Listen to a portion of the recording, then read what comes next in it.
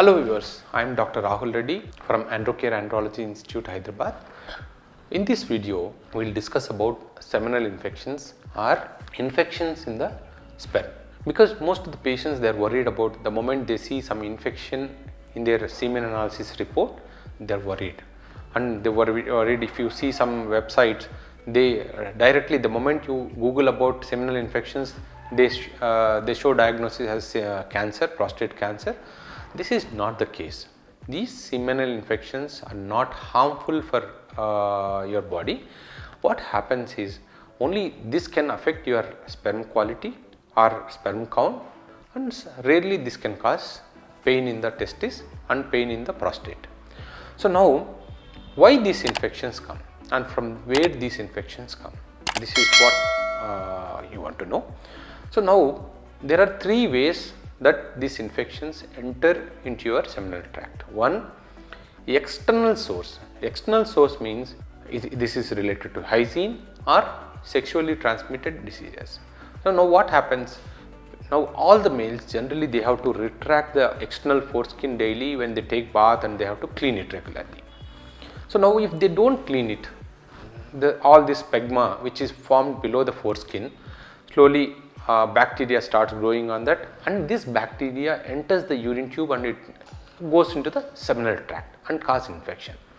Same way, if you have unprotected intercourse with a female who is having infections, these infections can be viral, bacterial or fungal, then infection goes through the urine tube and enters the seminal tube.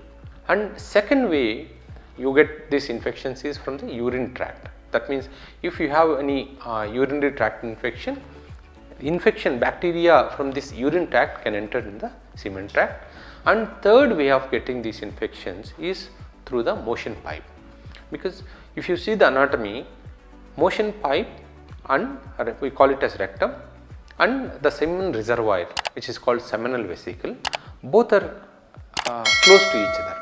So whenever there is some problem in the motion pipe, then slowly these normal bacteria which are in the bowel, because now normally stools will have normal bacteria. These bacteria, as long as they are in the motion pipe, they are harmless, but when they enter the semen system, then they are dangerous.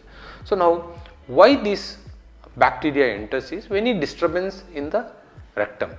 So problems like hemorrhoids, we call it as piles, fissures, anal fissures, anal fistula, constipation, even simple constipation can cause these infections, and irritable bowel syndrome. All these bowel related problems can send bacteria from rectum to the seminal vesicle, from where it reaches the semen tract.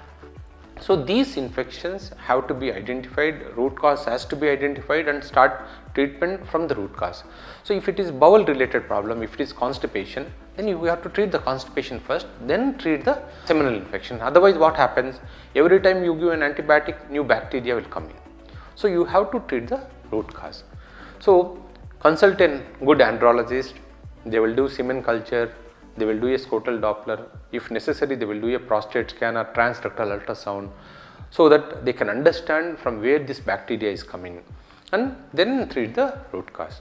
Okay viewers, if you have any other doubts regarding this, please subscribe to our channel and post it in comment section. Thanks for viewing.